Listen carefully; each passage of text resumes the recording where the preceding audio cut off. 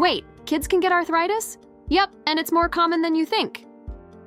It's called juvenile idiopathic arthritis, and it's when the immune system attacks healthy joints, causing pain, swelling, and stiffness.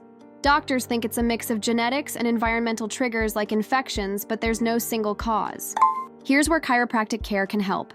Gentle adjustments may improve mobility, reduce muscle tension, and support posture, especially as kids grow. Used alongside medical care, chiropractic can make a real difference in how a child feels day to day. Save this for later or send it to a parent who needs to hear this.